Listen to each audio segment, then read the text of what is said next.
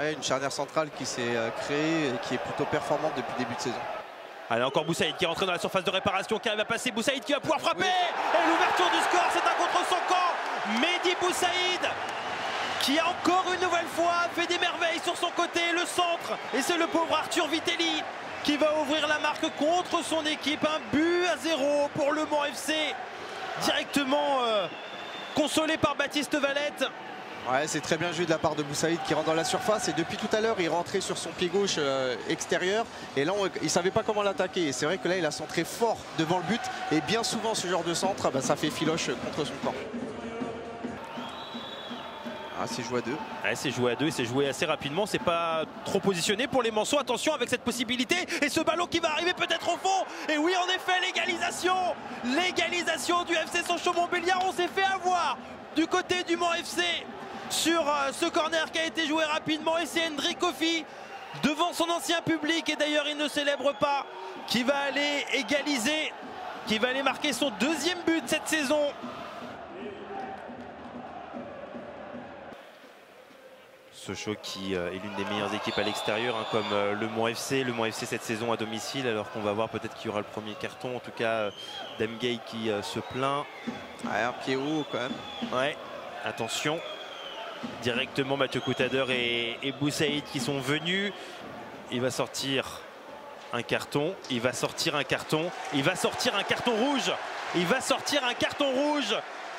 Après une demi-heure de jeu, Malcolm Viltard, le capitaine, qui laisse ses coéquipiers après cette faute sur Demgay. Oswald Tanchot, pas content.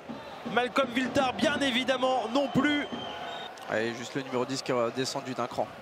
Ça c'est bien fait Diego Michel ce ballon, ouais. Il n'y a pas de position de hors-jeu avec de nouveau Kofi qui va peut-être tenter sa chance. Il va y avoir quoi? Ouais, il va y avoir un penalty. Il va y avoir un penalty et Sochaux qui surprend encore une nouvelle fois Le Mans. Tout à l'heure c'était sur une situation d'un Hendrik Kofi. Il a déjà marqué un penalty cette saison, c'était face à Épinal. Aujourd'hui, il va tenter sa chance face à Nicolas Kosic. Kofi, Kosic.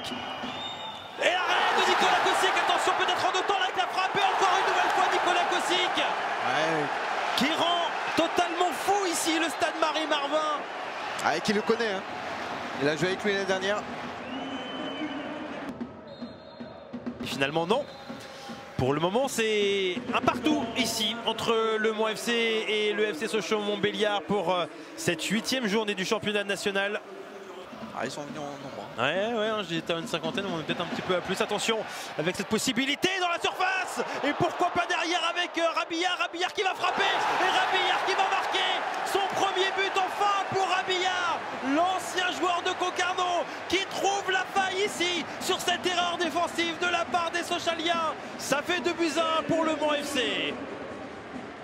Peut-être l'égalisation pour les Sochaliens, même si encore une nouvelle fois on est parti sur le côté et encore une nouvelle fois il y a du monde dans la surface avec peut-être le troisième finalement. Non, ça a été contré. On était pas très loin d'un deuxième CSC là sur ce coup là. Ouais, une petite touche de trop. Il y avait Macan qui avait fait un bel appel au deuxième poteau là.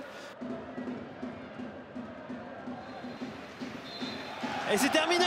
6 mois après donc le Mans FC qui renoue avec la victoire ici au stade Marie-Marvin. Succès 2-1 dans ce choc de la 8e journée de nationale face au FC Sochaux-Montbéliard.